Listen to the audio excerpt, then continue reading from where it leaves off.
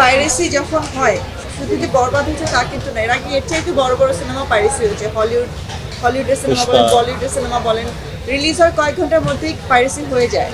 আমাদের এটা মানে মাথায় রাখতেই হবে, যখন কোনো একটা ভালো কিছু আসবে এটা পাইরেসি কোথাও না কোথাও থেকে হবে। এটা মানে আটকানো খুবই কষ্ট। তারপর আমরা যথেষ্ট চেষ্টা করেছি। এটা হওয়াতে যেটা হয় যে আমাদের একটা মানে অডিয়েন্সে থাকে পাইরেটেড জিনিস দেখার, তারা কখনোই সিনেমা হলে যেয়ে দেখবে না। আর এই সিনেমাটা আপনি যতই বলেন না কেন পাইরেসি হয়েছে, এটা মোবাইল ফোনে দেখবে বা কম্পিউটারে দেখবে, সেটা তো কম্পিউটার বা মোবাইল ফোনে দেখার মতো সিনেমা না, এটা বড় পর্দার সিনেমা। তো আমার মনে হয় যে যে কারণে এটা করানো হয়েছে, এটা আসলে কারণটা সফল হয়নি।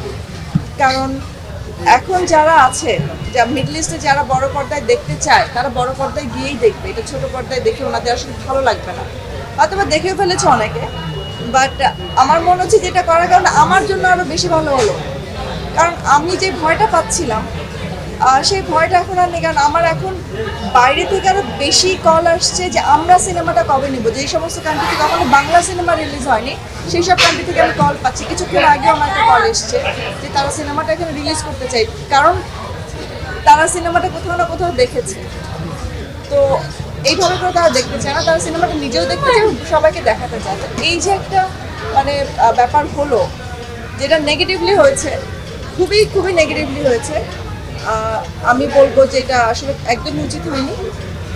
যারাই করেছেন তাদের জন্য এটা খুব মানে আমার কাছে দুঃখজনক যে এটা তো আমার দেশ ছাড়া অন্য কোথাও থেকে হয়নি। কারণ এটা বাংলাদেশের কপি ছিল, কারণ ইন্টারন্যাশনাল কপিটা ডিফারেন্ট। ইন্টারন্যাশনাল কপিতে আমরা কখনো ব্লার করি না, এটা ব্লার কপি, যেটা আমরা আমাদের এখানে সিনেমাতে দেখেছি। সেম কপিটাই হয়েছে, তো এটা বাংলাদেশ থেকে হয়েছে। আর এত ভালো কপি কোত্থেকে হতে পারে সেটা আপনারা কম বেশি সবাই বোঝেন। তো আমি বলবো আমার দুঃখের জায়গাটা হচ্ছে যে আমার নিজের দেশের সিনেমা আমার নিজের লোকেরাই করলো এটা।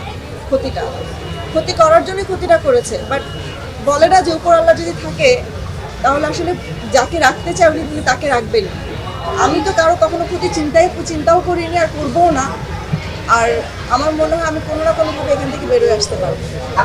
এটা আমি দেখছি বরবাদ কেন পাইরেসির শিকার হলো, অন্যান্য সিনেমাগুলো কেন হচ্ছে না। অন্যান্য সিনেমাগুলো ফ্রিতে হয়েছে তা তো না, অন্যান্য সিনেমাগুলোর পিছনে তো টাকা খরচ হচ্ছে, কিন্তু হচ্ছে না কেন?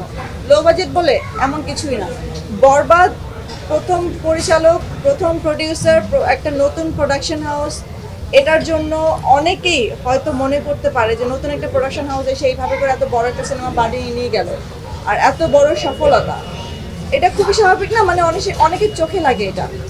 তো সবাই চাইবে যে তাদের দিক থেকে যেন বরবাদ আগে না যাক, 100 কোটির ঘরে না যাক। যেটা আমার হাজব্যান্ড কিছুক্ষণ আগে বললো যে 100 কোটির ঘরে উনি আমরা যেটা বলেছি 100 কোটির ঘরে যাচ্ছে, 100 কোটির ঘরে যেয়ে যেন আমরা সেই রেকর্ডটা করতে না পারি। বাট ওনারা আসলে বুঝতে পারছেন না যে দিন শেষে 100 কোটির ঘর যদি আজকে বরবাদ যায়, কালকে ওনাদের সিনেমাও যাবে, ওনারা ভালো সিনেমা বানাবে, ওনাদের সিনেমাও যাবে। বাট আসলে প্রবলেমটা হচ্ছে আমাদের মানসিকতা। আমি যেটা মনে করি যে আমরা আসলে উদার হতে পারিনি। আমরা এখনো সেই একজনের পিছনে আরেকজন লেগে থাকা, এটা আমাদের স্বভাব হয়ে গেছে। আমি সবার উদ্দেশ্যে বলবো যে নিজের কাজটা নিজে করুন ভাই, মানুষের পিছনে লেগে থেকে কোনো লাভ নেই। ওই সময়টা আপনার নিজের কাজের দিকে দেন, আপনার নিজের কাজটা আরও ভালো হবে। আপনার জন্য আপনার তখন আর এই সময়টা অন্য কারো সিনেমার জন্য খরচ করতে হবে না। আপনার জন্য আপনার তখন এই টাকাটা খরচ করতে হবে না আরেকজনের পিছনে। তো আমার মনে হয় যে আমার শুধু বরবাদের সাথে সব কিছু হচ্ছে, বাকি কারোর সাথে হচ্ছে না, এটা এটা সবাই ভালো বলতে পারবে কেন?